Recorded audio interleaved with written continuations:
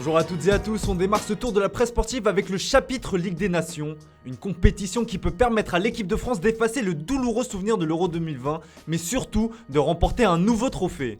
Il faudra pour cela se défaire de la Belgique, un adversaire qui a toujours en travers la gorge l'élimination en demi-finale de la Coupe du Monde en 2018, même si de l'eau a coulé sous les ponts depuis. Pour le journal L'équipe, ce sera même la fête des voisins, peut-on lire dans son édition du jour. Côté tricolore, il n'y aura pas de sentiment de revanche, comme l'explique le sélectionneur Didier Deschamps dans les colonnes du Parisien. S'il reconnaît la rivalité entre les deux nations, il la trouve néanmoins exacerbée. Pour Dédé, celle-ci n'est que sportive. À l'heure où le sélectionneur de 52 ans a jeté le trouble sur son avenir, une victoire des Bleus dans cette compétition pourrait permettre à la sélection tricolore de retrouver un second souffle. Mais attention, deux autres prétendants se disputeront le Graal dans ce Final Four, et pas des moindres puisque l'Italie, championne d'Europe en titre et invaincue depuis 37 rencontres, a l'ambition de réaliser le doublé. Invincible à l'attaque, s'exclame Tuttosport. Pour la Gazzetta dello Sport, une coupe en amène une autre. Le message est donc clair pour la presse italienne, la victoire et rien d'autre. Mais pour cela, il faudra sortir l'Espagne de Luis Enrique. D'ailleurs, côté espagnol, on espère prendre sa revanche après la demi-finale de l'Euro perdue au tir au but face à ces mêmes Italiens comme l'écrit Sport. Une rencontre qui sera sous haute tension puisque Gianluigi Donnarumma fera son grand retour à Milan. Et le gardien du PSG est loin, très loin d'être le bienvenu. Donnarumma contesté, écrit le Quotidiano Sportivo. Les tifosi de l'AC Milan ont déjà annoncé la couleur hier avec une banderole cinglante à l'égard du jeune portier qui avait quitté le club lombard libre de tout contrat.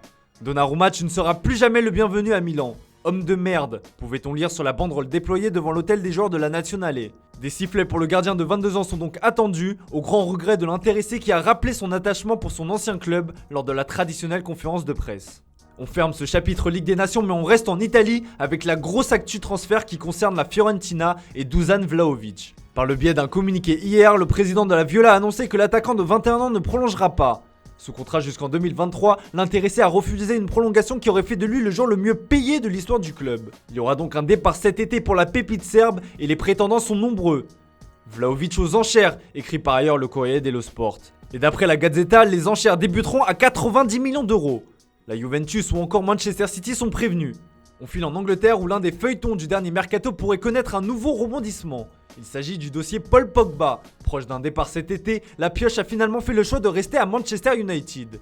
Le mercato XXL des Red Devils avec notamment le retour de l'enfant prodige Cristiano Ronaldo l'a en effet convaincu de rester. Néanmoins, le français n'a toujours pas prolongé son contrat. Mais pas de panique, comme l'explique le Manchester Evening News.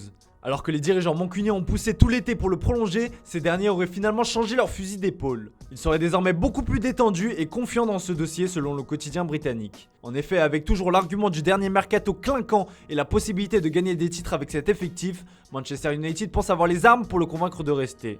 Nul doute que l'aspect financier devrait également jouer un grand rôle. Affaire à suivre donc. On termine ce tour de la presse sportive outre-Manche avec Raheem Sterling qui a fait la une de nombreux tabloïds anglais en ce mercredi matin.